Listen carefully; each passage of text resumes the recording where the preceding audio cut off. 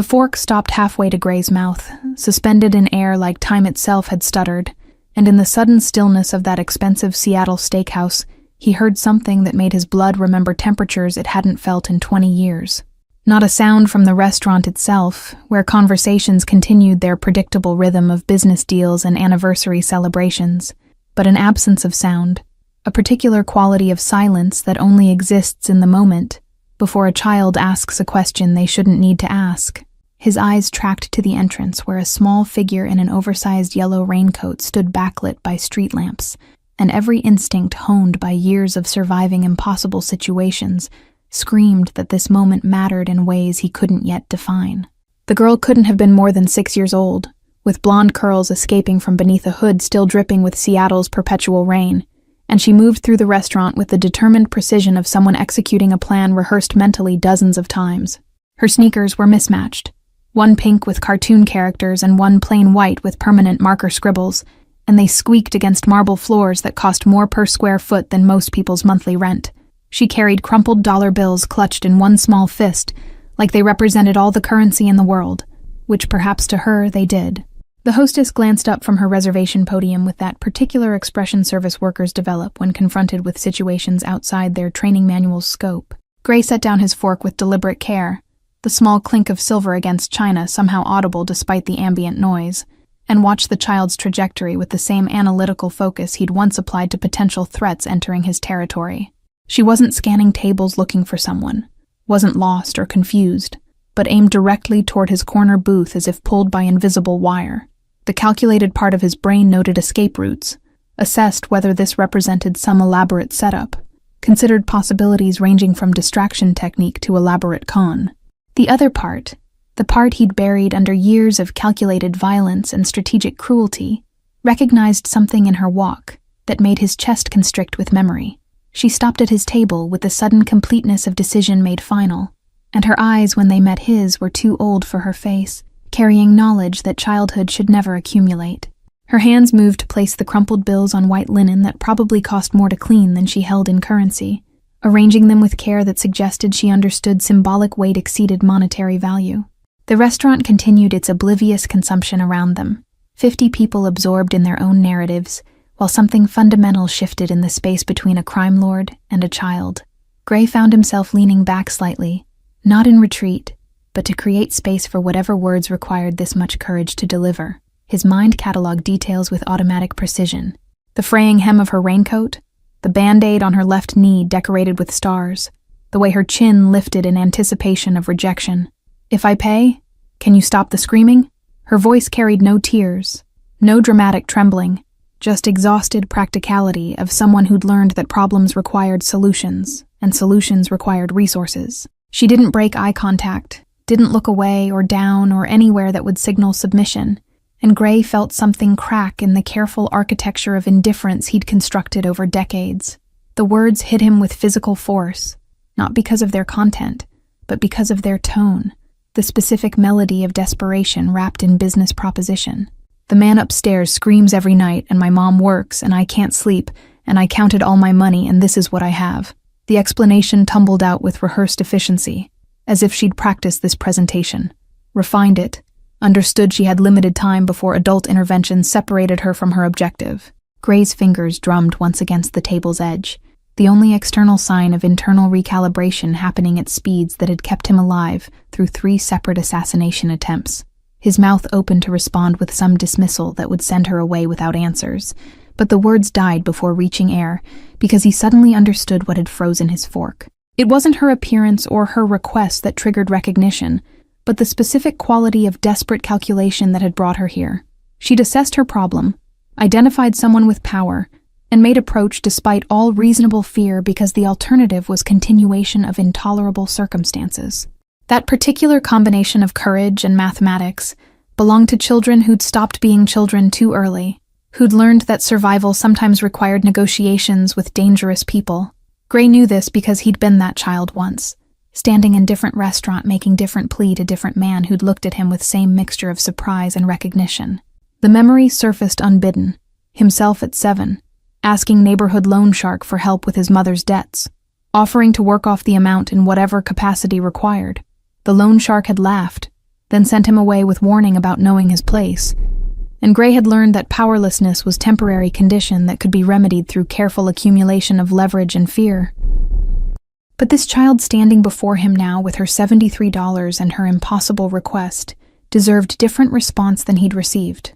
The decision formed not through conscious deliberation, but through something more primitive, recognition between survivors of similar damage that transcended logic or self-interest. "Sit down," he said finally, voice carrying none of the edge he typically used with strangers, and gestured to the chair across from him. The girl climbed onto the seat with effort that revealed her smallness, legs dangling well above floor, yellow raincoat pooling around her like deflated parachute. Gray caught the waiter's eye with subtle gesture that brought immediate attention, despite the man being halfway across the dining room serving another table. "What's your name?" The question emerged softer than he'd intended, and he watched her weigh whether honesty served her negotiating position. Children from difficult circumstances learned early that names carried power, that giving them away carelessly could be weaponized against you later. Her hesitation lasted only seconds before pragmatism won over caution, probably reasoning that someone who could actually stop screaming was worth the risk of identification. "Tori," she answered, and added nothing else. No last name or additional details, just the single syllable offered like down payment on larger truth. Gray nodded acknowledgement, while his mind already worked through implications of her presence here, calculating what circumstances would drive a 6-year-old to seek out a stranger in an expensive restaurant with proposition about stopping screams. The waiter arrived with perfect timing, hovering at distance that suggested he'd registered unusual nature of this interaction. "Bring the young lady whatever she wants from the menu," Gray instructed. Then to Tori, "When did you last eat?" The question seemed to surprise her more than anything else that had happened, as if she'd prepared for rejection or acceptance of her offer, but not for concern about her immediate welfare. Her eyes darted to the menu the waiter presented, overwhelmed by options that probably represented food she'd only seen in pictures or television commercials. She pointed at a picture of pasta with careful deliberation, and Gray noticed how her finger left small smudge on glossy page, evidence of hands not recently washed. "And bring bread immediately," he added to the waiter, who departed with efficiency born from years of reading his employer's moods. Gray returned his attention to Tori, studying her with same intensity he'd once reserved for contracts and territorial maps, looking for patterns that would reveal the complete picture her simple request only partially illuminated. "Tell me about the screaming," he said, not as command but invitation, and watched her small shoulders relax fractionally at being taken seriously. She'd probably expected adult dismissal, the standard reassurances that everything was fine, and she should go home and let grown-ups handle grown-up problems. But Gray had built empire by recognizing when people were telling truth about danger, by trusting instincts that separated legitimate threats from exaggerated fears, and everything about Tori's demeanor screamed authenticity of distress. "He screams words I don't understand," she began, voice dropping to near whisper, as if the man might somehow hear her even here. "Sometimes he's crying too, but mostly just screaming, and it goes on for hours, and the walls are really thin, and I can hear everything even with my pillow over my ears." The bread arrived, and she reached for it with hunger that confirmed Gray's suspicion about irregular meals, tearing into the warm roll with focus that temporarily displaced conversation. Gray waited while she ate, using the silence to process information and formulate questions that would extract necessary details without traumatizing her further. The screaming she described didn't sound like domestic violence or substance abuse, but more like night terrors or psychological break, someone fighting demons visible only to themselves. The fact that her mother worked during these episodes meant the child was alone with the sounds, processing adult suffering without adult context to make sense of it. "Where's your mother now?" The question came gently, without accusation, though he could feel anger building at woman who'd left child alone in circumstances that drove her to desperate measures. Tori swallowed her mouthful of bread before answering, and Gray noted defensive shift in her posture, the instinctive protection of parent even when that parent's choices seemed questionable. Children from unstable homes often developed fierce loyalty to caregivers who failed them, unable to direct anger at only source of security they possessed. "She works at the hospital, night shift in the emergency room," Tori explained with pride that suggested this information represented important credential. "She saves people's lives, so she has to be there even when she's tired, and I'm big enough to stay home alone because I'm 6 now, and I know all the safety rules." The defensive quality in her voice revealed previous challenges to this arrangement, probably from teachers or neighbors who'd noticed signs of inadequate supervision. The hostess materialized beside the table with professional concern, barely masking horror at breach of restaurant protocol, reaching for Tori with gentle hands designed to extract problems without causing scenes. Gray's eyes shifted to her with the kind of look that made experienced men reconsider their entire life trajectory, and she froze mid-reach, as if she'd suddenly remembered standing near live ammunition. "The young lady and I are having a conversation," he said quietly, voice carrying the particular softness that people who truly understood violence used instead of volume. The hostess retreated with speed that suggested excellent survival instincts, though her worried glances from the hostess station indicated she was calculating whether to call police or child services. Gray filed away the need to address this later, to ensure that his dinner companion wouldn't face questions from authorities that could complicate already difficult home situation. The pasta arrived with theatrical presentation that seemed absurd given the circumstances, but Tori's eyes widened at the steam rising from the plate like she was witnessing magic. She ate with mechanical efficiency that spoke of meals treated as fuel rather than pleasure, and Gray found himself ordering additional items despite her not requesting them, watching calories accumulate on the table like he could somehow compensate for all the meals she'd probably skipped. Between bites, she returned to her explanation with the persistence of someone who knew opportunity might not present itself again, determined to make her case completely before dismissal came. "I tried asking him to be quieter, but he didn't answer when I knocked, and my mom said not to bother him because everyone has problems." Gray's jaw tightened at this revelation that the child had attempted direct intervention, that she'd stood outside the door of someone clearly in psychological crisis and tried to negotiate peace. The courage that required was substantial, but so was the danger, and he found himself grateful that her knocking had gone unanswered. "How long has this been happening?" he asked, and watched her small face scrunch with concentration as she calculated time in the imprecise way children measured duration. "Since summer," she answered finally, "when he moved in. And it's been getting worse because at first it was only sometimes, but now it's almost every night. And my teacher says I need to pay better attention, but I can't when I'm so tired."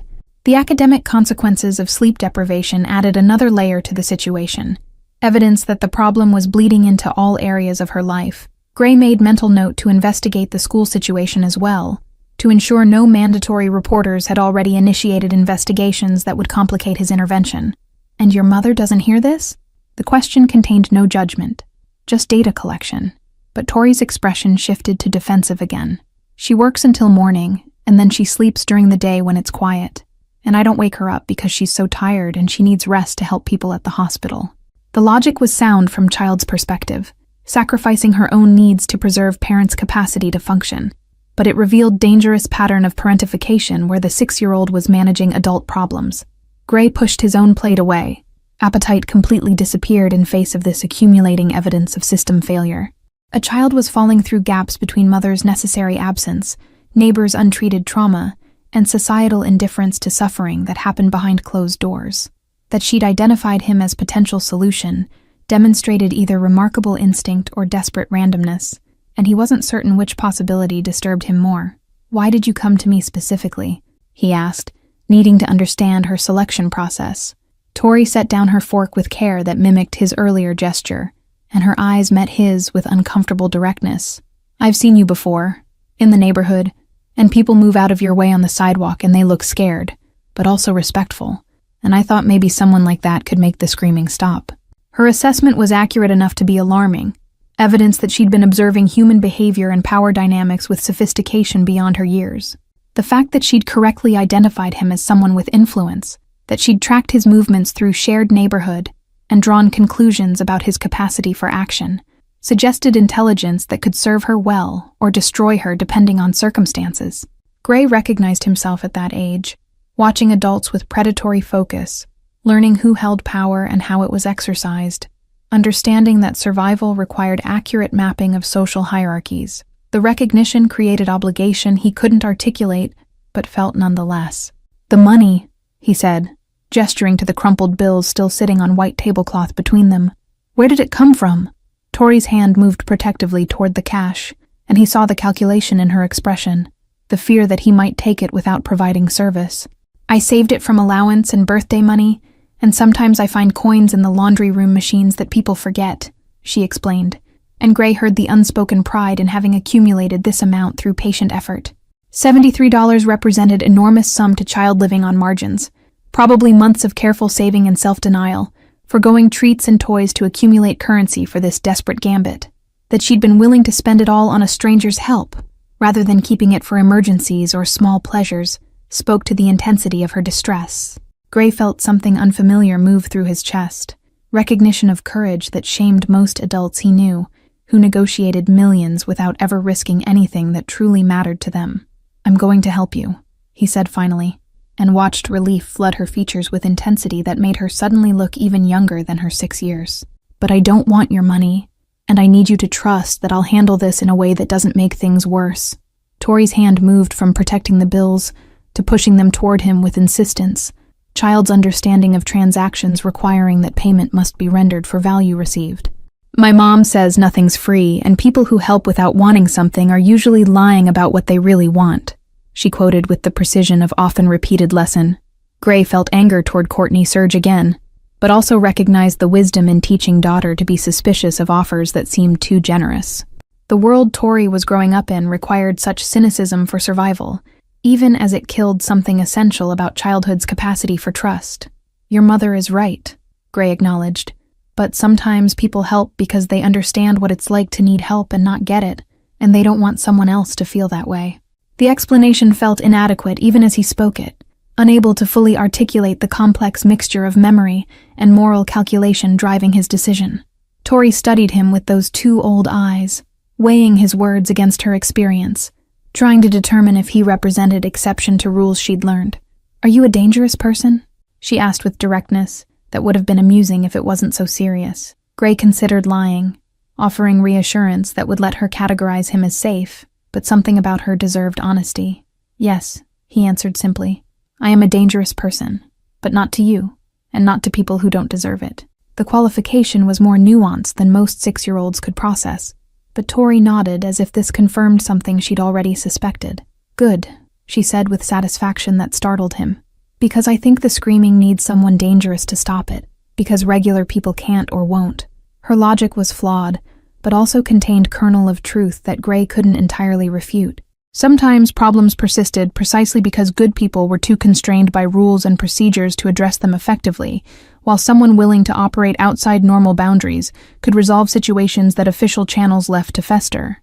Gray signaled for the check with gesture that brought it immediately, and he noticed Tori tracking the interaction, observing how power functioned through unspoken commands and instant compliance. He was teaching her things through simple demonstration, providing education in how authority worked that would shape her understanding of social dynamics. The responsibility of that made him more careful with his movements, aware that she was studying him as template for how capable people navigated the world. "I need your address," he said while signing the receipt, and Tori recited it from memory with precision that suggested she'd prepared for this moment. Pike Street, not far from his own residence in completely different building that might as well have existed in separate universe given the difference in amenities and security. "Don't tell your mother about this conversation yet," he instructed, and saw brief conflict cross her features before she nodded agreement. The request to keep secrets from parent clearly violated other lessons she'd been taught, but her need for solution outweighed her loyalty to transparency.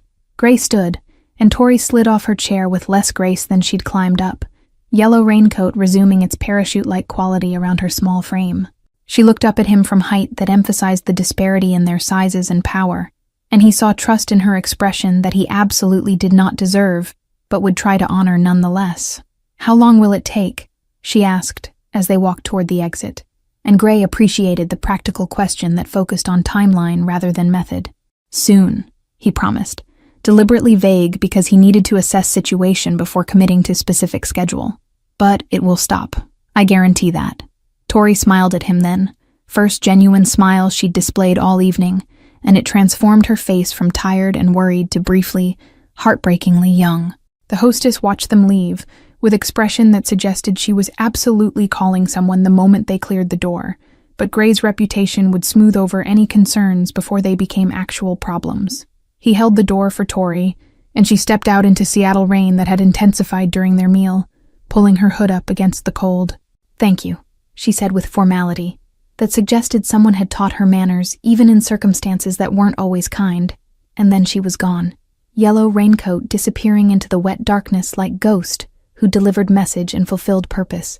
Gray stood in the rain for several minutes after Tori disappeared, letting the cold water soak through his expensive suit while he processed what had just happened and what he'd committed himself to doing. The restaurant's warm light spilled onto the sidewalk behind him, evidence of world he could return to if he chose. But something fundamental had shifted in that conversation, with a 6-year-old girl carrying $73. His phone buzzed with messages from associates who expected responses, business that had seemed urgent an hour ago and now felt entirely irrelevant.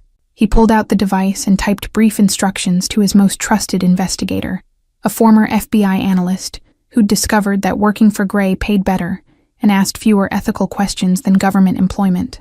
The message contained Tori's address and simple directive: comprehensive background on all residents of the building, particular focus on apartment above the girls' unit, discretion absolutely essential. The response came within seconds, confirmation that the task was understood and would be executed with speed, that Gray's reputation and compensation made standard. The walk to his own building took 15 minutes through neighborhoods that transformed with each block, prosperity giving way to maintenance deferred, security systems replaced by broken locks and hope.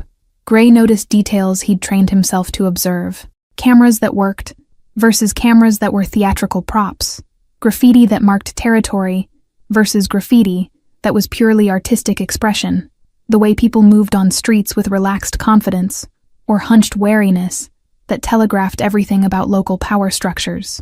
Pike Street existed in transitional zone where gentrification pressed against entrenched poverty, conflict creating instability that could tip either direction. Tori's building was exactly what he'd expected: 5-story structure from the 1970s with exterior paint peeling in strips, and lobby door that didn't quite close properly despite multiple repair attempts. The security systems panel hung loose from the wall, wires exposed like open surgery, and the mailboxes bore dents, suggesting they'd been forced open repeatedly. Gray cataloged these vulnerabilities with automatic assessment, mind already planning improvements that would materially alter the safety profile of every resident, not just his specific concern. He didn't enter the building, not yet, but positioned himself across the street where angles allowed observation of multiple windows, including those he'd calculated must belong to Tori's apartment. Lights were off, confirming her mother's night shift schedule, and Gray felt renewed anger at circumstances that left child alone during hours when predators prowled. The apartment directly above showed dim illumination, flickering quality suggesting television left running, and as he watched, he heard it begin. The screaming started low, almost conversational in volume, then built with momentum that suggested inevitability, someone sliding down slope they couldn't arrest. Words were indistinct from this distance, but the anguish in them carried clearly, raw sound of someone reliving trauma that wouldn't release its grip. Gray understood immediately that this wasn't manufactured drama or substance-fueled rage, but genuine psychological crisis that required intervention beyond anything child should have to negotiate alone in darkness below. He timed the episode with his phone's stopwatch, clinical documentation of pattern that would inform his response strategy. 23 minutes of escalating intensity before it broke into sobbing, then another 10 minutes of gradually diminishing distress before silence reclaimed the night. Gray imagined Tori listening to this cycle, trying to sleep through sound that violated safety that homes were supposed to provide, and his hands clenched with rare display of emotion he usually controlled with better discipline. His phone vibrated with preliminary report from the investigator, information assembled from databases that theoretically required warrants, but which money and connections made accessible. The screamer's name was Marcus Webb, 34 years old, honorably discharged Marine who'd done 3 tours in Afghanistan before medical retirement for psychological reasons.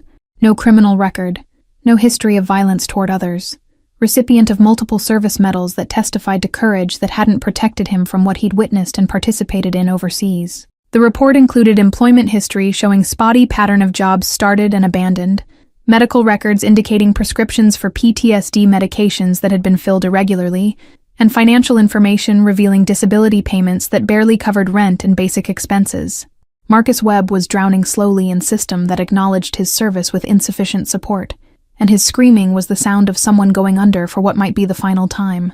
Gray recognized the profile of man who needed help, but lacked resources to access it, Another veteran failed by country that had used him and then abandoned him. Tori's mother's information came next. Courtney Hayes, 31 years old, emergency room nurse working double shifts to support daughter after divorce from husband, whose location was listed as unknown. Her financial situation was precarious, paycheck-to-paycheck existence, where single unexpected expense could trigger cascade of missed payments and escalating crisis. No criminal history, strong employment record, evidence of someone working desperately hard to provide stability in circumstances that made stability nearly impossible to achieve. The investigators' report included photographs from social media and public records, and Gray studied Courtney's face with attention that had nothing to do with the task at hand. She was beautiful in an exhausted way that showed someone burning themselves as fuel to keep others warm. Dark circles under eyes that smiled despite having reasons not to. Her hair in the photos was always pulled back practically, no time or energy for vanity, and her clothes suggested someone who bought functional rather than fashionable, because there was never budget for both. Gray forwarded the information on Marcus to his personal physician, doctor who'd treated various injuries over the years, without asking questions that would have complicated both their lives. The message included instruction to research best treatment facilities for severe PTSD, places where actual healing happened rather than storage locations that warehoused difficult cases. Money wasn't constraint. Results were only metric that mattered, and Gray knew that his resources could access level of care that Marcus's disability payments would never reach. The response came within the hour. List of 3 facilities that specialized in trauma treatment for veterans, places with success rates that justified their extraordinary costs. Gray selected the one in Oregon, far enough from Seattle to represent complete break from triggering environment, but close enough that family could visit if Marcus had anyone who cared. The facility's director would receive call in morning from benefactor offering to fund scholarship for veteran in need. Strings attached that required immediate admission and comprehensive treatment plan. But removing Marcus solved only half the equation, because Tori would still be alone in vulnerable building, with mother working impossible hours, still at risk from dangers that had nothing to do with screaming neighbor. Gray made additional notes about security improvements needed, about finding Courtney better paid position that didn't require night shifts, about creating circumstances where 6-year-old girl could sleep safely without needing to hire dangerous men to protect her. The scope of intervention expanded with each consideration. Simple favor transforming into comprehensive restructuring of multiple lives. His phone rang with number he recognized as his attorney, man who'd navigated countless complex situations and knew better than to call this late, without significant reason. The restaurant hostess called someone who called someone who called me, the lawyer reported with weary efficiency of professional accustomed to cleaning up his client's complications. There are questions about your dinner companion, and whether authorities need to be involved. Gray explained situation in economical sentences that conveyed essential facts without unnecessary detail, and heard the lawyer's sigh of relief that this wasn't scandal requiring aggressive damage control. So, you're playing guardian angel to a child you met an hour ago, the lawyer summarized with tone that suggested this wasn't even the strangest thing Gray had done this year. What do you need from me to make sure this doesn't blow back on you or complicate the girl's situation? Gray appreciated the practical approach, the immediate pivot from judgment to problem-solving that characterized their working relationship. He outlined requirements, documentation that would satisfy any inquiring authorities that Tori wasn't in danger, connections to child welfare system that could ensure no investigation traumatized her further, leverage to make this entire situation disappear from official notice. The screaming started again above, second episode of the night, and Gray checked his watch to note the timing pattern. If this happened twice nightly as Tori suggested, the woman was dealing with 4 to 5 hours of interrupted sleep attempts, impossible situation for child whose brain required rest for development. The sound cut through the rain-soaked night with quality that would penetrate any reasonable insulation, and Gray understood viscerally why Tori had reached point of desperate action. No child should have to endure this, and no adult should have to produce these sounds alone with no one helping. He crossed the street and entered the building through lobby door that yielded to gentle pressure, no functioning lock between vulnerable residents and whatever threats might arrive. The elevator showed out-of-service sign that looked permanent, so Gray took stairs that smelled of old cooking and mildew, walls marked with graffiti that ranged from artistic to threatening.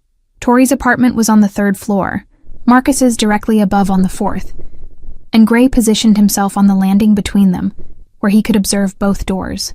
The building's sounds surrounded him, television sets playing loudly in multiple languages, couple arguing about money somewhere above, infant crying with persistence that suggested hunger or pain, all of it layered together into symphony of poverty and struggle. Tori lived immersed in this daily, absorbing other people's stress through thin walls that provided privacy in theory, but not in acoustic reality. Gray thought of his own penthouse with its soundproofing and security, the insularity that wealth purchased from other people's problems, and felt something like shame at the contrast. Marcus's door showed fresh scratches around the lock, evidence that someone had attempted entry recently, and Gray wondered if that someone had been Tori trying to make the screaming stop through direct intervention. The courage that would require was staggering. Child confronting adult man in psychological crisis, without understanding what kind of danger that represented. That nothing bad had happened felt like luck rather than certainty, and Gray added immediate priority to getting Marcus into treatment before any violent episode endangered the building's residents. He descended the stairs and exited into rain that had finally lessened to drizzle, Seattle's perpetual moisture coating everything with layer of dampness that never quite dried. The night felt different now, weighted with responsibility he'd accepted without fully calculating its cost. Gray had built empire through careful risk assessment and strategic violence, through understanding exactly what each action would cost and what it would gain. But this situation defied such calculations because the stakes were measured in child's sleep and mother's exhaustion rather than territory or profit. His car waited where he'd left it, expensive vehicle that announced his presence to anyone who understood automotive hierarchies, and Gray slid into driver's seat without starting the engine immediately. He sat in darkness, reviewing everything he'd learned, constructing intervention strategy that would address root causes rather than just treating symptoms. Marcus needed treatment, Courtney needed better employment, Tori needed security and stability, and somehow Gray had appointed himself architect of solutions to problems that weren't his responsibility by any rational measure. The steering wheel was cold under his hands, and Gray noticed his own reflection in the rearview mirror, face that had forgotten how to show vulnerability years ago staring back at him with expression he didn't immediately recognize. It took several seconds to identify the emotion as hope, dangerous feeling that he'd trained himself to suppress, because hope led to expectations, and expectations led to devastation when they weren't met. But Tori's face when he'd promised help had triggered something dormant, possibility that his power and resources could serve purposes beyond accumulation and self-protection. Gray's penthouse occupied the entire top floor of a building designed to make proximity feel like distance, where neighbors never met in hallways because private elevators delivered residents directly to their domains. The space was decorated with art that cost more than most people earned in lifetimes. Furniture selected by designer who understood that wealth should announce itself through understatement. Floor-to-ceiling windows displayed Seattle's glittering skyline, city lights reflecting off Puget Sound in patterns that suggested beauty, rather than the struggle happening in streets below. He poured whiskey from bottle older than Tori, liquid amber catching light as it filled crystal hand-blown by artisan in Venice. The ritual usually brought comfort, familiar sequence marking transition from business to personal time, but tonight the alcohol tasted like accusation. Gray set down the glass after single sip, unable to enjoy luxury while imagining child lying awake listening to screams. His phone displayed the investigator's complete report, hundreds of pages of data distilled from databases and surveillance and public records. Every detail of Marcus Webb's and Courtney Hayes' lives, laid bare with impressive and invasive efficiency. Gray read through medical records documenting Marcus's deterioration, treatment plans started and abandoned, medications that worked until they didn't. The trajectory was clear, man sliding toward complete breakdown without intervention that his circumstances couldn't provide.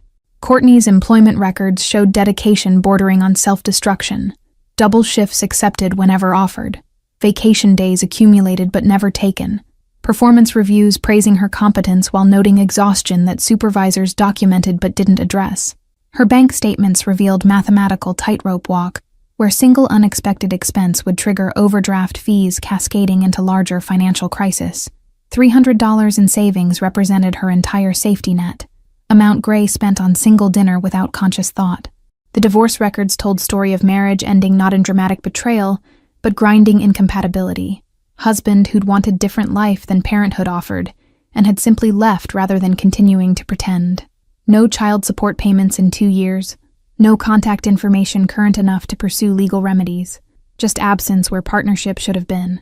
Courtney had absorbed the full weight of single parenthood without support system that made such circumstances survivable. Gray walked to the windows and looked down at city spreading beneath him, millions of individual stories playing out in lighted windows and darkened streets. Somewhere in that urban sprawl, Tori was alone in an apartment listening to Marcus's trauma, waiting for Mother to return from saving other people's lives. The distance between his position and hers could be measured in miles, but felt more accurately calculated in different currency entirely.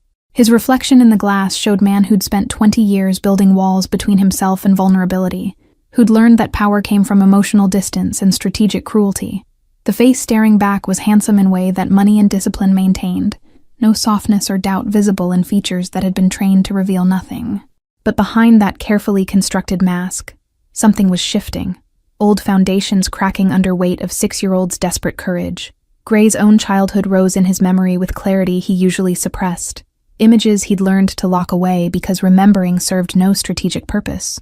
His mother working 3 jobs to keep them in an apartment not much better than Tori's, himself waiting alone through nights when neighborhood sounds carried threats that sometimes materialized. The loan shark he'd approached at 7 had taught him that asking for help from those with power was exercise in humiliation. That weakness invited exploitation rather than protection. That lesson had shaped everything that followed, the careful accumulation of resources and reputation that transformed him from vulnerable child into man others feared.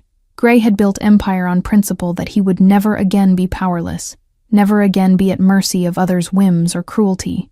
Every decision had been calculated to increase his invulnerability, to ensure that he controlled outcomes rather than being controlled by them. But Tori's question had bypassed all those defenses with precision that felt almost surgical, reaching directly to the child he'd been, before learning that survival required becoming someone else entirely. "If I pay, can you stop the screaming?" Wasn't just request for help, but reminder that he'd once needed someone to stop his own screaming and no one had come. The recognition created obligation that transcended rational self-interest, connection to his former self that he couldn't dismiss or ignore. His phone buzzed with message from the Oregon Treatment Facility's director, confirmation that they could accept Marcus Webb immediately upon his consent to admission. The scholarship had been arranged through Foundation, Gray maintained for exactly such purposes, charitable vehicle that allowed intervention without direct attribution. Cost was substantial, but irrelevant. Number in account that would decrease without impacting his life in any measurable way, while potentially saving Marcus's life entirely. The logistics were straightforward. Convince Marcus that accepting treatment wasn't admission of failure, but exercise of courage. Transport him to facility with dignity rather than force. Ensure transition happened smoothly enough that Tori would wake to silence rather than absence. Gray had orchestrated far more complex operations, had moved pieces across boards where mistakes meant death rather than mere complications. This should have been simple application of resources to problem, but something about it felt more personal than any business he'd conducted in years. He opened laptop and began drafting email to hospital administrator where Courtney worked. Recommendation for nurse whose performance reviews suggested she was wasted in current position. The message came from anonymous donor who'd funded new wing and whose suggestions carried weight of continued financial support. It suggested Courtney Hayes be considered for day shift supervisor role that would increase her pay by 40%, while eliminating night work that was clearly burning her out. The email felt like playing God, rearranging lives through invisible influence that subjects would never know to question or resist. Gray paused before sending, aware that he was crossing lines that even his usual moral flexibility found questionable. But Tori's exhausted face haunted him, and Courtney's bank statements testified to desperation that made intervention feel like necessity rather than interference. He pressed send before doubt could transform into paralysis. His attorney called again, this time with better news. Child welfare inquiries had been redirected through channels that would ensure no investigation traumatized Tori unnecessarily. Documentation existed now that would satisfy any concerned parties that the girl was safe, that adult intervention was appropriate and protective rather than predatory. The legal machinery had been adjusted to produce outcomes Gray wanted. Another demonstration of how power functioned when properly applied and adequately funded. Gray returned to the window and his reflection, studying the man who'd somehow become architect of strangers' lives based on single conversation with desperate child. His empire had been built through violence and intimidation, through understanding that fear was more reliable than love, and that loyalty purchased through self-interest lasted longer than loyalty earned through affection. These principles had served him well, had elevated him from poverty to penthouse, from powerless to powerful. But they offered no guidance for current situation, no framework for understanding why he cared whether Tori slept peacefully, or whether Courtney's exhaustion might finally ease. The emotions moving through him felt foreign and uncomfortable, vulnerability that threatened carefully maintained equilibrium. Gray had learned to eliminate weaknesses that others could exploit, and caring about people created vulnerabilities that were almost impossible to defend against. Yet he couldn't seem to stop himself from caring, couldn't dismiss Tori's courage as merely amusing anecdote, or Courtney's struggle as someone else's problem. The recognition that he'd once been them, once needed help that never came, had opened door he'd kept locked for decades. Behind that door waited all the feelings he'd suppressed to survive, all the needs he'd learned to deny because acknowledging them only created pain when they went unmet. Morning brought Seattle's typical gray sky, clouds pressing low over city like weighted blanket, and Gray found himself outside Marcus Webb's building before 8 a.m., with purpose he hadn't fully articulated even to himself. The exhaustion of sleepless nights sat heavy in his bones, unusual for someone who'd trained himself to function on minimal rest, but his mind had refused shutdown while planning interventions that grew more complex with each consideration. Marcus emerged from the building at 8:15, and Gray's first in-person sight of the man complicated his carefully constructed narrative. The veteran wasn't the monster Tori's description might have suggested, but rather painfully ordinary, medium height and build, moving with careful deliberation that suggested someone aware of his own fragility. His clothes were clean, but worn, jeans and jacket that had seen better years, and his eyes scanned the street with hypervigilance that never quite settled anywhere. Gray followed at distance that allowed observation without detection, watching Marcus navigate morning routine that revealed its own patterns of dysfunction. The veteran stopped at corner store for cigarettes, hands shaking slightly as he counted exact change, thanking the clerk with courtesy that seemed to cost him effort. He walked 3 blocks to VA clinic, where he apparently had regular appointment. Entering building that Gray's research had revealed was chronically understaffed and overwhelmed by patient load. The wait would be long, Gray knew from his investigator's report. Hours of sitting in crowded waiting room for 15-minute session with overworked therapist who couldn't possibly address depth of trauma Marcus carried. The system was designed to process veterans rather than heal them, to maintain them at functional baseline rather than restore them to anything resembling wellness. Marcus would emerge with prescription refills and appointment for next month, cycle perpetuating indefinitely without hope of actual resolution. Gray made phone call to the Oregon facility's director while sitting in his car outside the clinic, arranging details that would transform Marcus's trajectory if the man could be convinced to accept help. The director was former military herself, understood the specific combination of pride and shame that made veterans resist treatment, even as they drowned. She offered to make initial contact personally, to frame the opportunity in terms that might penetrate Marcus's resistance. 2 hours later, Marcus exited the clinic looking more exhausted than when he'd entered, clutching pharmacy bag that presumably contained medications that would dull symptoms without addressing causes. Gray watched him walk with head down against drizzle that had started, shoulders hunched in posture that spoke of defeat so complete it had become permanent condition. The urge to intervene immediately was strong, but Gray forced himself to patience that strategy required. Instead, he drove to the hospital where Courtney worked, parking in visitor lot and entering through main entrance with confidence that made him effectively invisible despite expensive suit. Hospitals were places where everyone was focused on their own emergencies, where well-dressed man moving with purpose attracted no attention or questions. He located the emergency room and positioned himself in waiting area, with clear view of nursing station where Courtney would presumably be finishing her shift. She appeared at 7:30, emerging from secured area with exhaustion written in every line of her body, scrubs wrinkled and hair escaping from ponytail that had probably been neat 12 hours earlier. Gray watched her sign out and exchange brief words with colleague, professional smile that didn't reach eyes that held the particular flatness of someone running on reserves that had been depleted long ago. She was beautiful despite the exhaustion, or perhaps because of it, vulnerability that wealth and ease could never quite replicate. Courtney gathered her belongings from locker and headed toward exit, moving with the automaticity of routine performed too many times to require conscious thought. Gray let her pass, not ready yet to make contact that would reveal his involvement in her life's upcoming changes. He needed to understand her completely, before initiating relationship that would alter everything, needed to ensure that his intervention would help, rather than harm, despite good intentions. He followed her at distance through parking lot to bus stop where she waited with other night shift workers, people whose jobs required them to labor while the city slept. The bus arrived, and she climbed aboard with others, finding seat by window where she immediately closed her eyes, stealing rest during 20-minute commute that would deliver her to building where her daughter waited. Gray watched the bus disappear into traffic, then returned to his car to continue surveillance that felt increasingly like obsession. The investigators' report had included Tori's school information, elementary school 3 blocks from their apartment, where she presumably walked alone each morning. Gray arrived at the building just before dismissal, parking where he could observe without being obvious, and watch stream of children emerge into afternoon accompanied by parents or older siblings, or in small groups that suggested neighborhood friendships.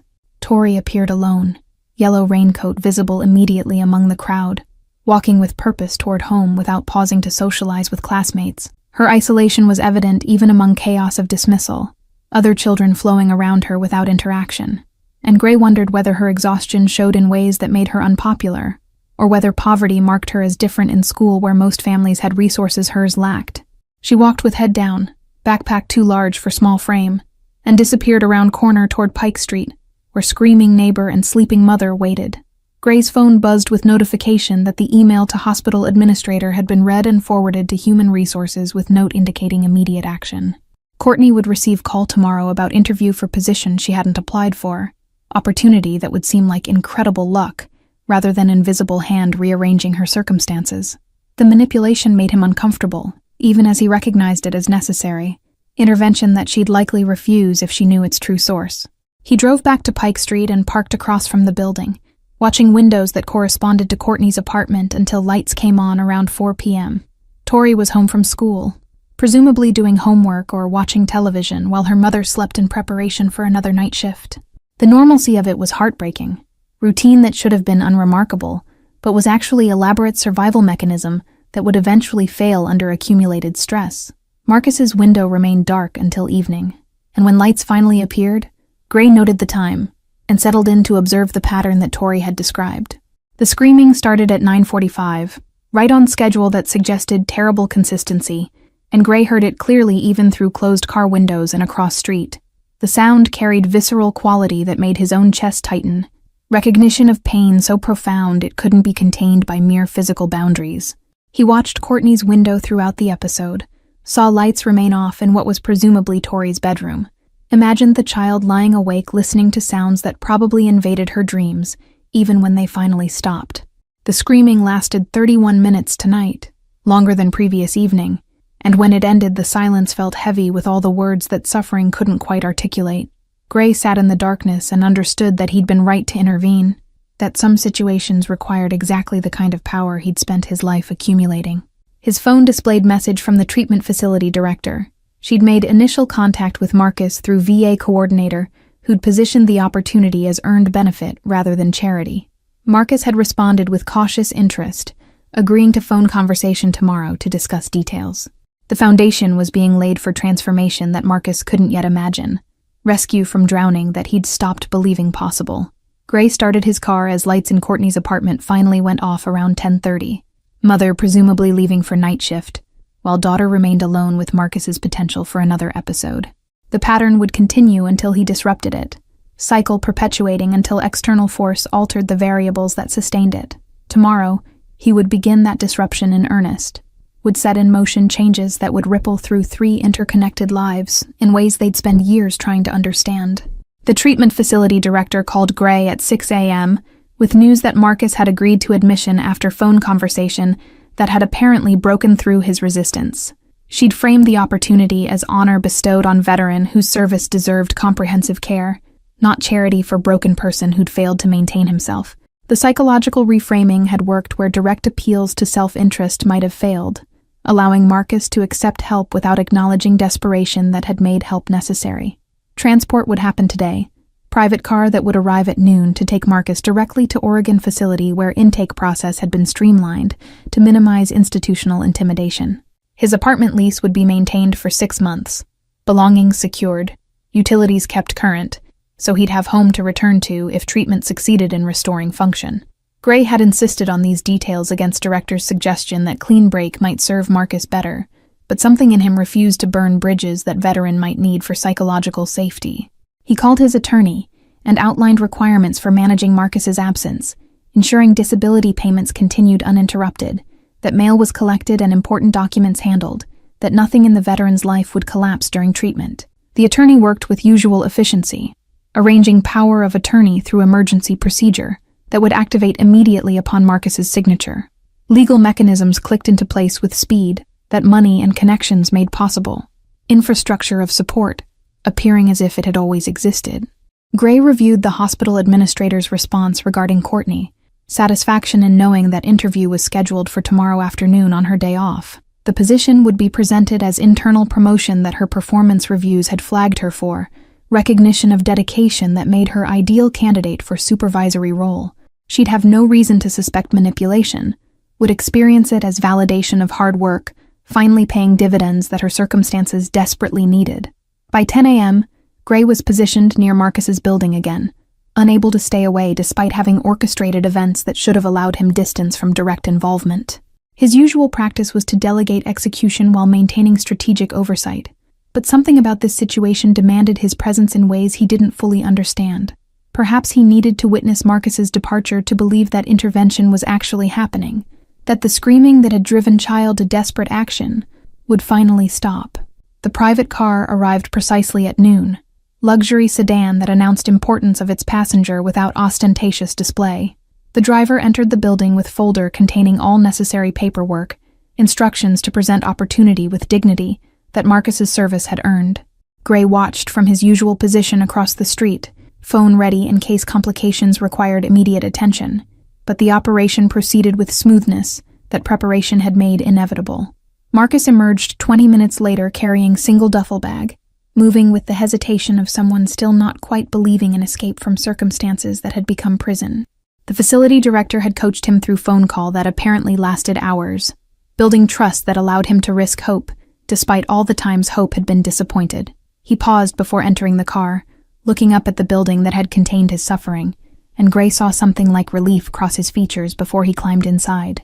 The car pulled away smoothly, beginning journey that would take Marcus to coast where ocean sounds would replace urban noise, and professional care would replace isolated struggle. Gray felt unexpected emotion tighten his throat, recognition that he'd just altered trajectory of life that had been spiraling toward tragedy. The power to change circumstances through pure application of resources and will was intoxicating, reminder of why he'd fought so hard to escape powerlessness that characterized his early years. He called the investigator with instructions to monitor Marcus's apartment, ensure no one attempted break-in during vacancy that might become permanent if treatment succeeded in relocating veteran to better circumstances. Security company would install discrete system today, cameras and sensors that would alert monitoring service to any unauthorized entry. The building's other residents would benefit from spillover security, though they'd never know that one tenant's departure had triggered protection they hadn't requested. Gray remained parked outside the building until evening, observing the space where Marcus's window stayed dark for first time in months. Tori would notice the silence tonight, would probably wait with anxiety for screaming that wouldn't come, uncertain whether absence represented solution or merely prelude to something worse. He wished he could explain to her that her $73 had purchased exactly what she'd requested. That dangerous man she'd hired had actually made the screaming stop. Courtney's window showed life proceeding as usual, Mother presumably resting before another night shift that would be her last on such schedule if tomorrow's interview proceeded as Gray had arranged. His intervention was comprehensive, but invisible, changes that would feel like luck rather than manipulation, and he wondered if that deception was kindness or cowardice. Perhaps they deserved to know that someone had cared enough to rearrange reality on their behalf, but perhaps that knowledge would create debt where he wanted only to balance ancient accounts. His phone displayed message from the facility confirming Marcus's safe arrival and successful intake, initial assessment indicating he was excellent candidate for intensive treatment program. The veteran had cried during check-in process, director reported, relief so profound it had overwhelmed defenses he'd maintained for years. Gray read the message twice, arrested by image of grown man weeping with gratitude for help that should have been available through systems designed exactly for such support. The sky darkened into evening, and lights appeared in windows throughout the building, lives proceeding in their individual patterns of routine and struggle. Tori's bedroom light came on at her usual bedtime, and Gray imagined her lying in bed waiting for screaming that wouldn't interrupt her rest. Tomorrow she'd wake more refreshed than she'd been in months, confusion about the silence gradually giving way to cautious hope that perhaps the nightmare had finally ended. Courtney left for her shift at 10:15, walking to bus stop with exhaustion that tomorrow's interview might begin to address. Gray watched her disappear into night, then finally started his car and drove back to Penthouse that felt emptier than usual despite its careful decoration and expensive contents. The distance between his world and theirs seemed more pronounced after days spent observing their lives, contrast that made his luxury feel less like achievement and more like indictment. He poured whiskey, and this time actually drank it, standing at windows that displayed city he'd conquered through careful application of violence and strategy. The lights below represented millions of stories, countless struggles he'd never know about or have power to affect. But 3 lives on Pike Street were different now because he'd chosen intervention over indifference, because 6-year-old girl's courage had triggered something in him that wealth and power hadn't completely destroyed. The question that had haunted him since Tori's appearance kept returning with new intensity. What happened to the boy who'd needed someone to stop his own screaming and received only lesson that asking for help was exercise in humiliation? Gray studied his reflection in dark glass, seeing both the man he'd become and the child he'd been, wondering if perhaps the distance between those 2 versions wasn't as absolute as he'd believed. His phone showed photo the investigator had captured earlier. Tori walking home from school alone, yellow raincoat bright against gray afternoon, backpack weighing down small shoulders that had already learned to carry more than childhood should require. Gray saved the image despite no strategic reason to keep it, evidence of something he couldn't name but recognized as important. Tomorrow would bring new developments, Courtney's interview, and Tori's first full night of peaceful sleep, and he'd be watching from his usual distance to ensure his invisible intervention continued producing intended outcomes. The whiskey finished, glass empty in his hand, and Gray remained at the window until dawn began lightening the eastern sky. Sleep hadn't come despite exhaustion, mind too active with planning and second-guessing and unfamiliar emotions that felt dangerously close to something that might be called caring. He'd intervened in Marcus's life, rearranged Courtney's circumstances, and now he was invested in ways that created vulnerability he'd spent decades learning to avoid. The first night without screaming passed in silence so complete that Tori woke repeatedly, checking her small alarm clock to confirm she hadn't somehow slept through the usual disturbance. Gray knew this because he'd positioned himself across from the building again, unable to stay away despite exhaustion pulling at him like physical weight. He watched her bedroom light flick on at 11 p.m., then again at 1:30, then once more at 3, each time staying illuminated for several minutes before darkness returned. Morning brought transformation subtle but unmistakable in the way Tori emerged from the building for school. Her steps carried lightness that yesterday's trudge had lacked, yellow raincoat seeming brighter somehow, though weather remained its typical gray. She paused on the sidewalk and looked up at Marcus's window with expression Gray couldn't quite read from his distance, something between confusion and cautious hope that perhaps the nightmare had actually ended. Gray followed her route to school at distance that had become familiar, watching her navigate sidewalks with energy that proper sleep restored. At the crosswalk near her school, she helped smaller child retrieve dropped backpack, interaction he hadn't observed in previous days when exhaustion had narrowed her focus to mere survival. The simple kindness suggested that she had capacity to spare now, resources no longer completely consumed by managing her own distress.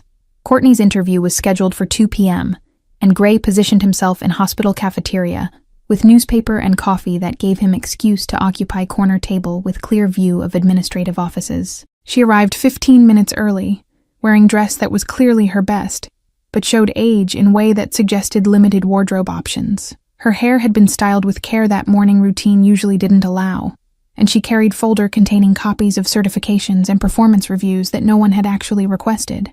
The interview lasted 45 minutes, longer than standard screening would require, and when Courtney emerged, her expression showed cautious disbelief that made Gray's chest constrict with unexpected emotion.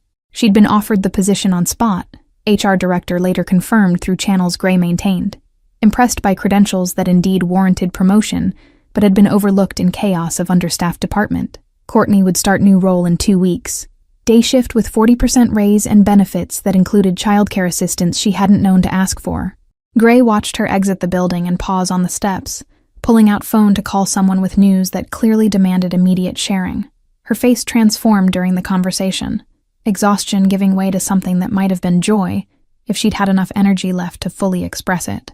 She laughed at something the person said, sound carrying across the distance, and Gray realized he'd never heard her laugh before, hadn't known that sound existed in repertoire of someone he'd been observing so carefully. 3 days passed in pattern that established new normal. Marcus's window stayed dark. Tori walked to school with increasing energy.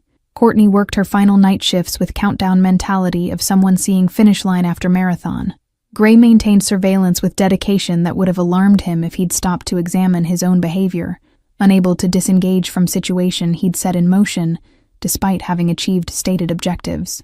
The investigators' reports documented Marcus's progress in treatment, early stages showing typical resistance giving way to engagement as he began processing trauma with therapists who had time and training to actually help. Group sessions with other veterans created community he'd been lacking, men who understood his experiences without needing explanation or justification. The facility's director reported cautious optimism about long-term prognosis, suggesting that Marcus might emerge from treatment genuinely healed, rather than merely stabilized. Tori's teacher sent note home praising improved attention and participation. Document Gray intercepted through channels he'd established in school's administrative system. The teacher attributed changes to some positive development at home, unaware that the positive development was simply absence of nightly trauma that had been eroding the child's capacity to function. Gray added the note to file he was compiling, evidence of intervention's success that he reviewed with satisfaction that felt dangerously close to pride. Courtney's first day on new shift coincided with Tori's discovery that afternoons could include more than just waiting for Mother to wake. Gray observed their reunion after school with something uncomfortably close to voyeurism, watching through carefully positioned cameras as mother and daughter walked to park together for first time in recent memory. They sat on swings talking with animation that suggested conversation about something other than logistics and survival, relationship beginning to expand beyond crisis management. The building itself seemed different in Marcus's absence, other residents commenting to each other about the unusual quiet in ways Gray's audio surveillance captured and transcribed. No one knew where the veteran had gone, speculation ranging from family emergency to hospitalization to arrest, but universal response was relief rather than concern. His suffering had been disturbing their lives more than any of them had acknowledged while it was happening. Burden lifted, revealing how heavy it had actually been. Gray's attorney called with update on Marcus's legal affairs, everything proceeding smoothly with disability payments secured and apartment maintained exactly as promised. The foundation scholarship required quarterly reports on recipients' progress, documentation that would allow Gray to track Marcus's trajectory even after direct surveillance ended. Control was being maintained through institutional structures rather than personal involvement, transition that should have felt like appropriate distance, but instead registered as abandonment of responsibility. His own sleep had improved marginally, with knowledge that Tori was sleeping peacefully, correlation he noticed, but refused to analyze too deeply. The penthouse felt less like sanctuary, and more like expensive cage, isolation that he'd once treasured now seeming like poverty of different kind. Wealth had bought him privacy and security, but also separation from the kind of connection he was observing between Courtney and Tori, relationships sustained through shared struggle rather than comfortable independence. 2 weeks after Marcus's departure, Tori returned to the restaurant where she'd first approached Gray, appearing at dinner service with same determination, but different energy entirely. The hostess recognized her immediately and moved to intercept, but Gray caught her eye with slight headshake that communicated permission for the child's approach. Tori navigated between tables with confidence that proper sleep had restored, yellow raincoat replaced by purple jacket that looked new, suggesting Courtney's improved finances were already manifesting in material ways. She stopped at Gray's table and carefully placed $73 on the white linen, bills no longer crumpled, but neatly arranged. Same money he'd refused to accept weeks earlier. The screaming stopped, she said simply, voice carrying gratitude and confusion in equal measure. And my mom got a better job, and I wanted to say thank you even though I don't understand how you did it. Her eyes searched his face for explanation he couldn't provide without revealing extent of his intervention. Gray looked at the money between them, currency that represented everything to child who'd saved it, and nothing to man who'd spent thousands making her request reality. I didn't do anything that required payment, he said carefully, maintaining fiction that her $73 had somehow purchased the comprehensive restructuring of 3 lives. Sometimes problems solve themselves when the right people pay attention. The lie was gentle but complete, protecting her from knowledge that might create debt where he wanted only to settle ancient accounts. Tori studied him with those two old eyes that seemed to see through carefully constructed deception. Child's intuition recognizing that his explanation didn't match the scope of changes she'd experienced. "My mom says we've been really lucky lately," she ventured, "but it's weird that our luck started the same night I talked to you." Gray felt exposed under her scrutiny, found himself unable to maintain eye contact with 6-year-old, who'd somehow become his conscience and his mirror simultaneously. "Maybe your luck was always there," he offered, "just waiting for someone to notice you deserved it." The deflection felt weak even as he spoke it, but Tori seemed to accept the explanation, or at least recognize that pushing further would violate some unspoken agreement between them. She left the money on the table and departed with small wave, purple, jacket, disappearing into evening that no longer held the same terrors it had contained weeks earlier. Gray collected the $73 after Tori left and sat staring at the crumpled bills that represented her entire emergency fund, wealth she'd been willing to spend on solving problem that adults should have addressed. He folded the money carefully and placed it in his wallet, intending to return it through some indirect method that wouldn't insult her pride.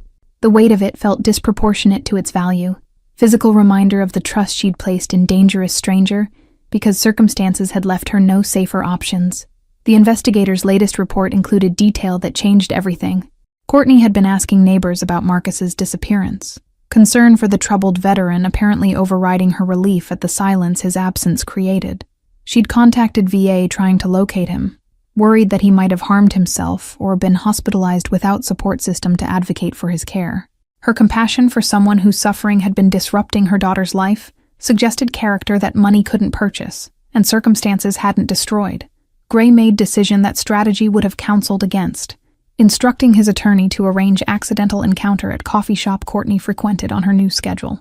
The meeting needed to appear organic, chance intersection of two people whose lives had no obvious connection, but orchestrating such accidents was exactly the kind of manipulation Gray had perfected over decades of engineering desired outcomes. He arrived 30 minutes before Courtney's usual time, positioning himself at table with clear sightlines and newspaper that provided cover for waiting. She entered at 4:15, exactly when surveillance had predicted, moving with energy that 2 weeks of day shifts had partially restored. The exhaustion hadn't completely lifted from her features. Years of sleep debt couldn't be erased in mere days, but something fundamental had shifted in the way she carried herself. Gray watched her order coffee with pleasant exchange with barista, normalcy of the interaction suggesting she had capacity for social connection when survival wasn't consuming all available resources. The accidental meeting happened when she turned from counter and nearly collided with him, coffee threatening to spill, before his hand steadied her cup with reflex that was genuine despite staged nature of encounter. "I'm so sorry," she said immediately. Automatic apology of someone accustomed to assuming fault, and her eyes lifted to his with startled recognition that he hadn't anticipated. "You're the man from the restaurant," she continued. "The one Tori talked to about the screaming." Gray's careful planning evaporated in face of her direct acknowledgement. Script he'd prepared becoming useless when she'd already identified their connection. "She told you about that?" he asked, buying time to recalibrate while his mind raced through implications of her knowing about their interaction. Courtney's expression shifted through several emotions too quickly for him to catalog, settling finally on something between gratitude and suspicion that suggested intelligence he'd underestimated despite having read her entire life history. "She said a man in expensive restaurant promised to help, and then the screaming stopped, and I got promoted, and Marcus disappeared, and I don't believe in coincidences that comprehensive." Her voice carried accusation wrapped in curiosity, demand for truth that he couldn't deflect with usual evasions. Gray gestured to empty chair at his table, invitation that she accepted after brief hesitation, sitting with posture that suggested readiness to flee if his explanation proved threatening rather than reassuring. He explained in carefully edited version that omitted surveillance and manipulation, while acknowledging intervention on Marcus's behalf, framing it as connecting troubled veteran with treatment resources that foundation he supported had available.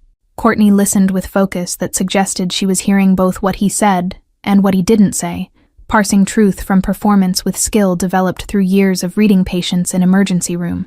"And my promotion?" she asked when he finished. "Was that also your foundation's work?" Gray met her eyes and made choice that felt like jumping without knowing depth of water below. Yes. The admission hung between them with weight of confession, and he watched her process information that confirmed her suspicions about extent of his involvement in her life. Her expression cycled through anger at manipulation, gratitude for results, confusion about motivation, finally settling into something that might have been understanding. Why? She asked simply, question containing multitudes about his reasons and methods and what he expected in return. Because your daughter asked me to stop the screaming with courage that most adults don't possess, and I remembered being her age and needing help that never came. The truth emerged more complete than he'd intended. Vulnerability he rarely displayed cracking through carefully maintained facade. Courtney's face softened at his explanation, recognition of shared damage that created connection despite the gulf between their circumstances. So you're playing guardian angel to strangers because someone failed to protect you? The assessment was accurate enough to sting, but Gray didn't flinch from it, discovering that he was tired of maintaining walls that separated him from authentic interaction. Something like that, he acknowledged, though guardian angels probably don't use quite as much surveillance and manipulation to achieve their objectives. His admission of methodology that crossed ethical lines should have alarmed her, but instead she laughed, sound he'd heard from distance but never directed at him, warmth that transformed her exhausted features into something approaching beauty. I should be furious with you for interfering in my life without permission, Courtney said, but her tone suggested she wasn't quite managing the fury she claimed she should feel. But Tori is sleeping through nights for first time in months, and I'm working hours that let me actually be her mother instead of just her absent provider, and Marcus is getting help he desperately needed, so it's hard to maintain appropriate outrage. Her pragmatism appealed to Gray, recognition that results sometimes justified questionable methods. They talked for 2 hours, conversation flowing with ease that Gray hadn't experienced in years of carefully curated social interactions designed to maintain image rather than build connection. Courtney was sharply intelligent and darkly funny, capable of laughing at circumstances that had nearly destroyed her while maintaining compassion for others struggling through similar situations. She asked about his work with careful avoidance of specifics that suggested she'd intuited he operated in gray areas law didn't quite reach, and he appreciated her not demanding confessions that would complicate developing rapport. He walked her to bus stop when coffee shop began closing, Seattle evening cooling into night that no longer held quite the same edge of threat it had carried weeks earlier. Can I see you again? Gray asked at the stop, question feeling both absurd given his resources and genuine given his uncertainty about her response. Courtney studied him with assessment that took in expensive suit and careful grooming and underlying loneliness that money couldn't quite disguise. On one condition, she said finally, no more secret interventions in my life without asking first. Gray wanted to promise complete transparency, but couldn't quite force the lie past lips that had learned to value honesty in limited contexts where he could afford truth. I'll try, he offered instead. But I've spent 20 years solving problems through careful manipulation, and changing fundamental approach patterns might take time. His candor seemed to satisfy her more than false promises would have, acknowledgement of limitations creating foundation for trust, more solid than pretended perfection. She gave him her number before boarding the bus that would take her back to Pike Street, and Gray watched vehicle disappear into traffic with feeling he couldn't quite name but recognized as hope. The emotion was dangerous and destabilizing. Vulnerability that could be exploited by enemies who'd learned his patterns over years of conflict and competition. But standing alone at the bus stop with Courtney's number in his phone, Gray found he didn't care about strategic implications, too focused on possibility of connection to worry about costs that connection might eventually demand. He returned to Penthouse and poured whiskey that tasted different tonight, celebration rather than anesthetic, and stood at windows looking down at city that seemed less alien than it had weeks earlier. Somewhere in that sprawl of lights, Tori was sleeping peacefully, and Courtney was probably already planning questions she'd ask on their next meeting, and Marcus was working through trauma with professionals who might actually help him heal. Gray had disrupted 3 lives through application of power and resources, and for first time in years, the disruption felt like creation rather than destruction. His reflection in the glass showed man who'd somehow become entangled in human connection, despite carefully constructed isolation. Criminal who'd been recruited by 6-year-old to use his danger for protection, rather than predation. The transformation wasn't complete, and might not be permanent, but standing there with Courtney's number saved in his phone and Tori's $73 in his wallet, Gray allowed himself to believe that perhaps the screaming he'd been hired to stop included echoes of his own that had been reverberating through decades of calculated cruelty and strategic violence. 3 months transformed relationships that initial interventions had made possible, time allowing connections to deepen beyond crisis that had sparked them. Gray and Courtney met twice weekly at coffee shop that had hosted their first deliberate encounter, conversations expanding from careful revelation to comfortable familiarity. She'd learned selective details about his business operations without demanding specifics that would force him to choose between honesty and safety. Pragmatic acceptance that some knowledge was better left unacknowledged. Tori had noticed her mother's improved mood and drawn accurate conclusions about its source, observing Gray at distance during several of their public meetings with assessment that made him simultaneously proud and uncomfortable. She'd approached him once outside coffee shop to inform him that her mother deserved someone nice, and that if he hurt her, she knew people who might hurt him back, threat delivered with 6-year-old seriousness that made it somehow more potent than adult intimidation would have managed. Marcus had completed initial treatment phase and transitioned to outpatient program that allowed him to maintain apartment while attending daily therapy sessions at local facility Gray's Foundation had connected him with. The veteran's progress was documented in quarterly reports that showed gradual healing occurring in increments too small to notice daily, but transformative when viewed across months. He'd started volunteering at VA, helping other veterans navigate treatment resources he'd learned existed, turning his own suffering into expertise that served others still drowning in similar darkness. The building on Pike Street had undergone subtle improvements that residents attributed to new management company rather than individual intervention. Security system that actually functioned, repairs to lobby door and elevator, fresh paint that covered years of accumulated grime. Gray's investment in the property had been anonymous and comprehensive, ensuring that Tori's safety and Marcus's eventual return would happen in circumstances materially better than those that had created crisis requiring intervention in first place. Gray had reduced his involvement in day-to-day criminal operations, delegating responsibilities to trusted lieutenants while he focused on foundation work that had expanded beyond single veterans treatment to comprehensive support system for multiple cases. The shift wasn't retirement, but recalibration, discovering that power could serve purposes beyond accumulation and self-protection. His reputation remained intact, fear he'd cultivated over decades still functioning to maintain his position. But the internal experience of that power had transformed from satisfaction to something more complex. Courtney's apartment showed evidence of improved circumstances in ways both material and atmospheric.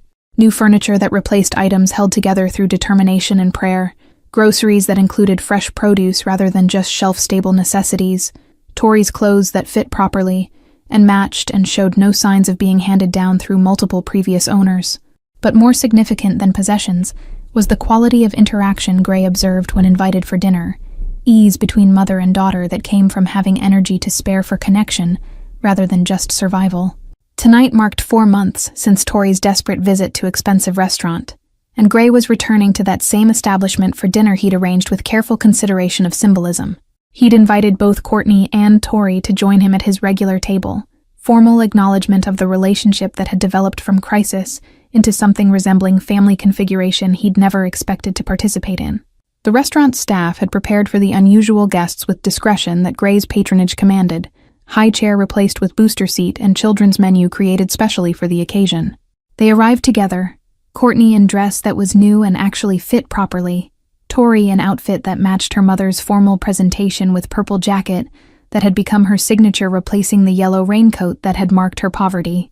Gray stood when he saw them enter, gesture of respect that turned heads throughout the restaurant accustomed to his solitary dining. The hostess who'd witnessed Tori's first desperate visit smiled with genuine warmth at seeing the child return under such different circumstances, redemption arc visible even to casual observers.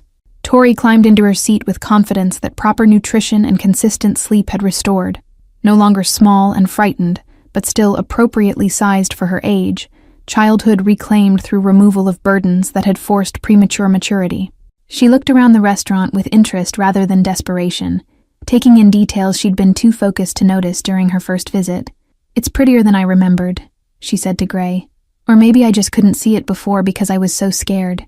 Gray felt something shift in his chest at her observation, recognition that fear and desperation had colored her initial perception, just as they'd colored his entire adult life, preventing him from seeing possibilities beyond survival and domination. Fear makes everything look different, he agreed quietly, like looking through dirty window that blocks the light.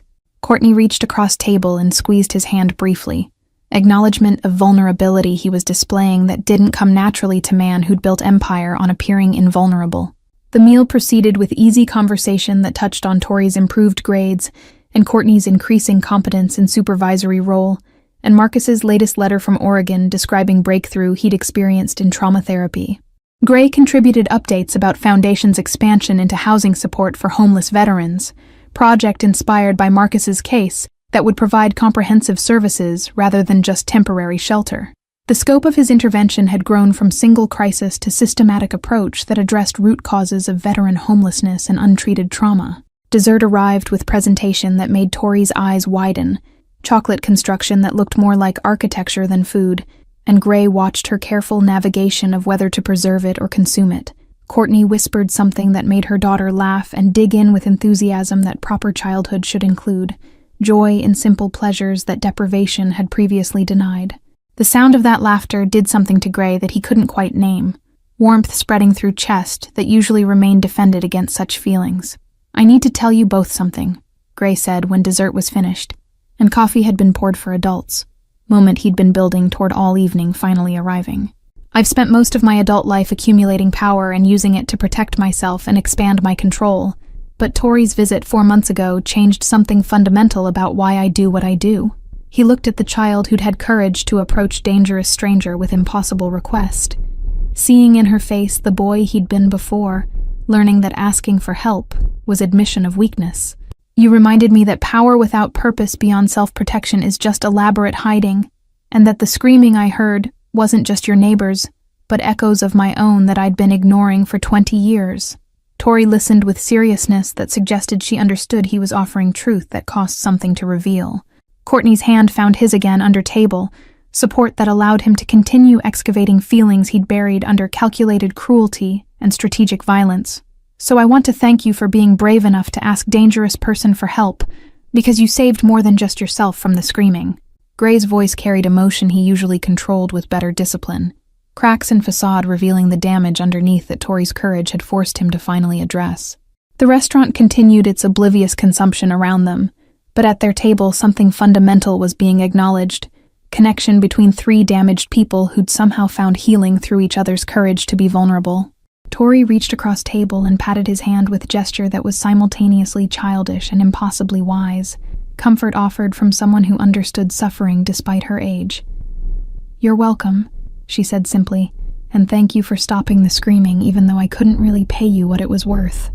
Gray smiled at her assessment, recognition that she'd understood from beginning that $73 wasn't adequate payment for what she was requesting, but had offered it anyway, because asking was more important than having sufficient resources. "You paid me exactly what it was worth," he corrected gently, pulling the crumpled bills from his wallet where he'd kept them for 4 months, "because your courage was the currency I needed, not your money." He handed the $73 back to her, watching her face cycle through confusion to understanding to something that might have been wisdom beyond her years. "But I want you to keep this safe," he continued, "because someday you might meet someone who needs help and has courage to ask for it, and then you can be the dangerous person they hire." The concept clearly appealed to her, possibility of becoming helper rather than just recipient of help, transformation from victim to protector that Gray recognized from his own trajectory. She carefully folded the bills and put them in her pocket, treating them as sacred trust, rather than merely returned money, understanding that he was giving her more than currency. Courtney watched this exchange with expression that suggested she was revising her assessment of man who'd intervened in their lives through manipulation and surveillance, but had somehow become an essential part of their transformation. They left restaurant together into Seattle night that smelled of rain and possibility, 3 people whose connection defied conventional categories, but felt more like family than many legal relationships managed. Gray walked them to bus stop where he'd first asked Courtney for second meeting, 4 months creating routine that transformed strangeness into comfort. "Next time we're doing this at my place," Courtney said firmly, "because you've paid for enough expensive dinners and I want you to eat my cooking and tell me honestly whether it's terrible." Gray accepted the invitation with smile that felt unpracticed but genuine, expression his face had forgotten how to form during years of maintaining image rather than experiencing emotion. The bus arrived and Tori waved from window as it pulled away, yellow, No, purple, jacket visible, until vehicle disappeared around corner into night that no longer held the terrors that had driven desperate child to seek help from dangerous stranger. Gray stood alone at bus stop and realized he wasn't actually alone anymore, that somewhere in process of stopping screaming, he'd been recruited into connection that had transformed isolation into belonging. He walked back toward his building through neighborhoods that felt different now that he understood them as containing stories, rather than just resources or threats. Millions of individual struggles that his power could occasionally address, if applied with Tori's courage and Courtney's compassion.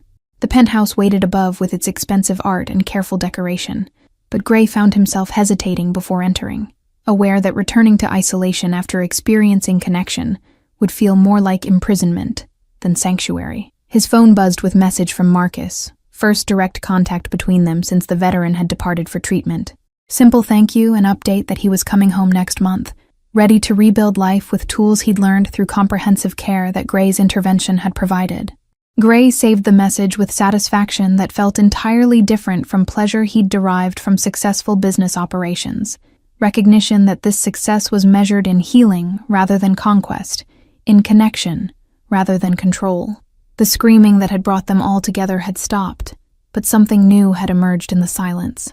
Possibility that power could serve purposes beyond self-protection, that danger could be recruited for protection rather than predation, that asking for help was sometimes the bravest action available rather than admission of weakness. Gray carried these revelations up to Penthouse that felt less empty than it had 4 months ago, understanding that Tori's $73 had purchased transformation none of them had expected, but all of them desperately needed. Thank you all for following this story. If you've connected with Gray, Tori, and Courtney's journey, please write in the comments from where you're watching this story unfold. Don't forget to like, subscribe, and share this video. Your support means everything and helps me continue bringing these stories to you. Sometimes the bravest thing we can do is ask for help, and sometimes the most powerful thing we can do is offer it.